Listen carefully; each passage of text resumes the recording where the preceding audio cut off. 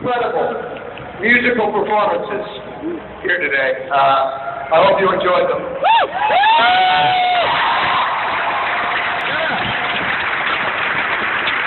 We got what some would classify as comedy as well.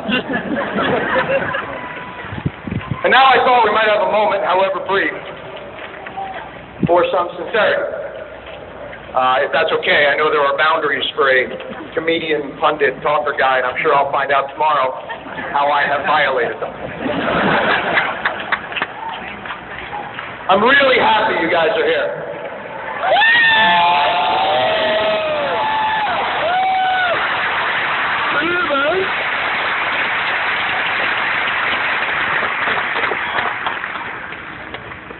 Even if none of us are really quite sure why we are here. Some of you may have seen today as a clarion call for action, or some of the hipper, more ironic taps as a clarion call for action. Clearly, some of you just wanted to see the Air and Space Museum and got royally screwed. I'm sure a lot of you were just here to have a nice time, and I hope you did.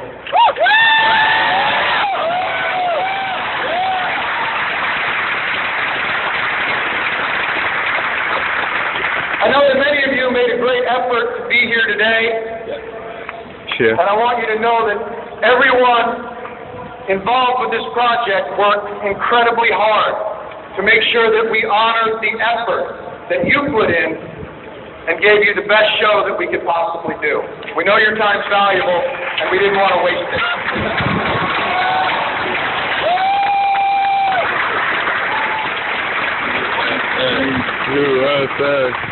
And we are all extremely honored to have had a chance to perform for you on this beautiful space, on the mall in Washington, D.C.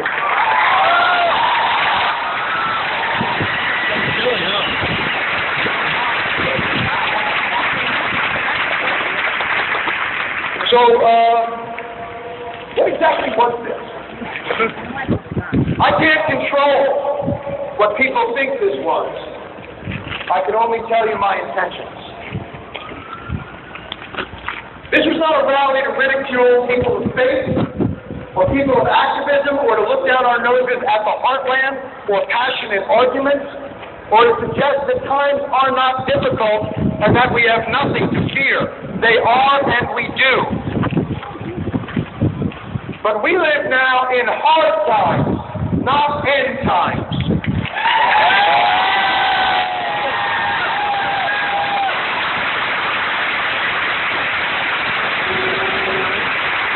And we can have ornaments and not be enemies.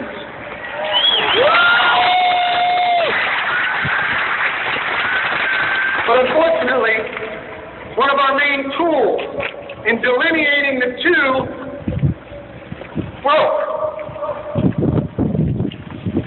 The country's 24-hour Politico pundit perpetual panic conflictinator did not cause our problems, but its existence makes solving them that much harder.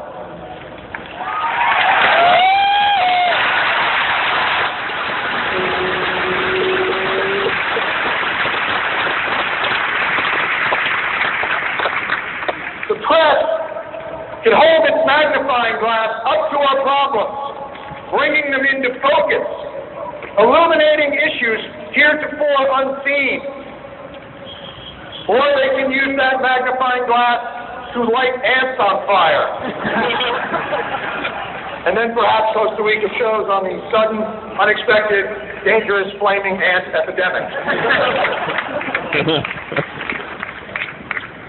If we amplify everything, we hear nothing.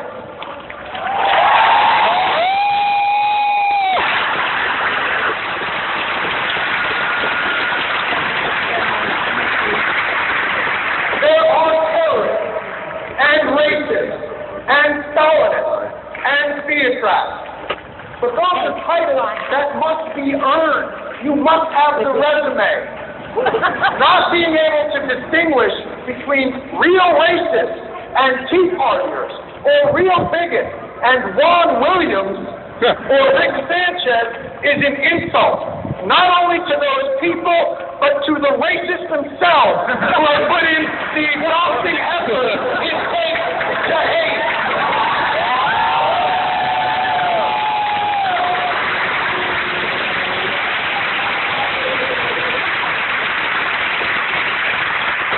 Just as the inability to distinguish terrorists from Muslims makes us less safe, not more.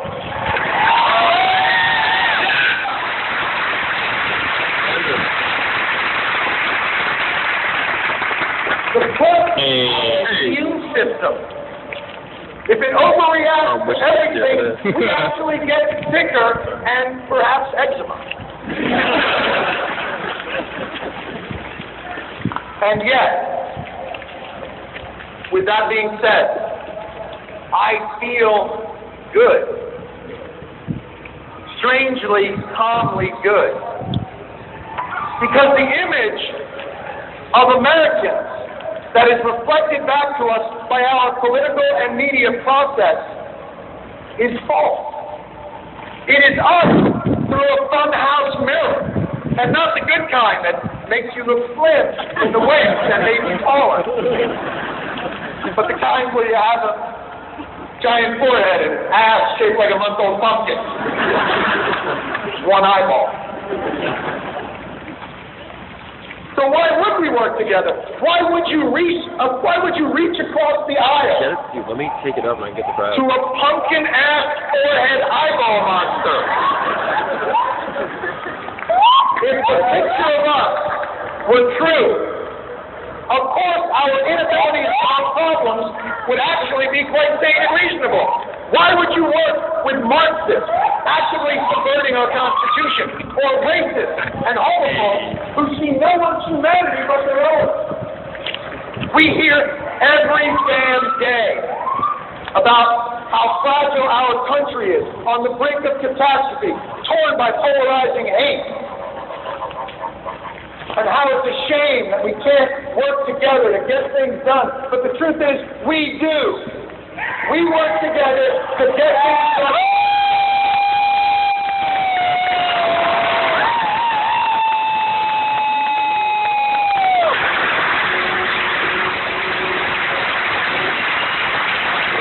The only place we don't is here or on cable TV.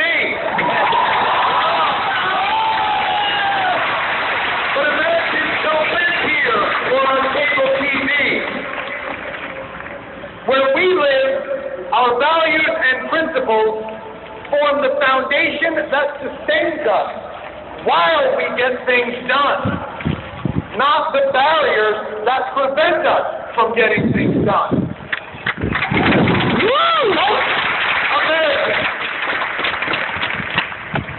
don't live their lives solely as Democrats, Republicans, liberals, or conservatives. Americans live their lives more as people that are just a little bit late for something they have to do. Often something they do not want to do. But they do it. Impossible things every day that are only made possible through the little reasonable compromises we all make. Look on the screen. This is where we are. This is who we are. These cars. That's a school teacher probably thinks his taxes are too high. He's going to work. There's another car. A woman with two small kids can't really think about anything else right now. There's another car swinging. I don't even know if you can see it. The lady's in the NRA and loves Oprah. There's another car. An investment banker. Gay, also liked Oprah. Another car is a Latino carpenter. Another car, a fundamentalist vacuum salesman. Atheist obstetrician. Mormon Jay-Z fan. But this is us. Every one of the cars that you see is filled with individuals of strong beliefs and principles they hold dear. Often principles and beliefs in direct opposition to their fellow travelers. And yet these millions of cars must somehow find a way to squeeze one by one into a mile-long, 30-foot-wide tunnel carved underneath the mighty river. Caused by people, by the way, who I'm sure had their differences. And they do it. Concession by concession. You go, then I'll go. You go, then I'll go. You go, then I'll go. Oh my God, is that an NRA sticker on your car? Is that an Obama sticker on your car? Oh, that's okay. You go, and then I'll go. And sure, at some point, there will be a selfish jerk who zips up the shoulder and cuts in at the last minute. But that individual is rare, and he is scorned and not hired as an analyst.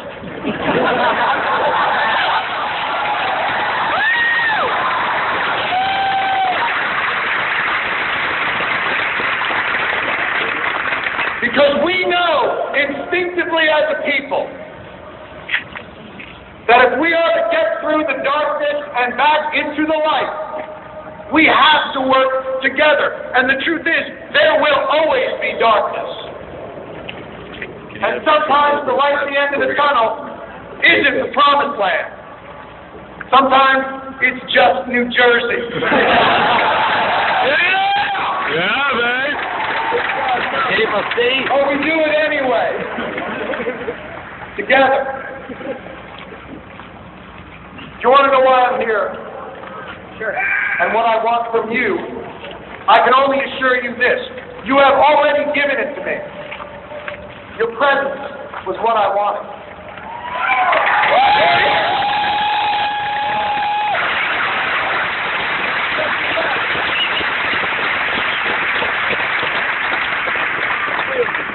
Sanity will always be and has always been in the eye of the beholder.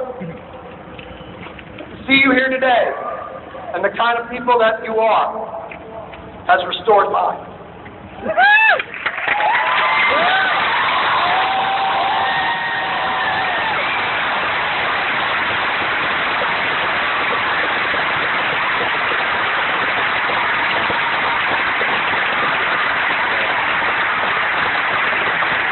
Please welcome to the stage a living legend.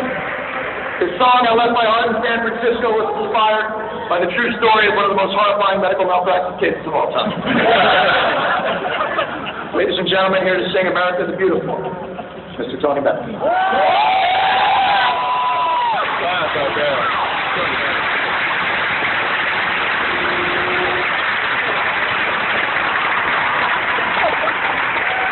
That was great.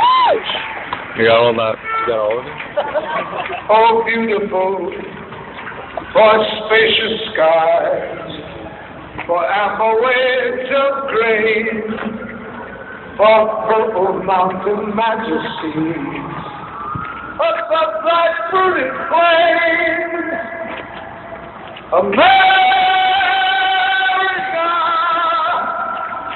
America, God shed His grace on thee and crown thy good with brotherhood from sea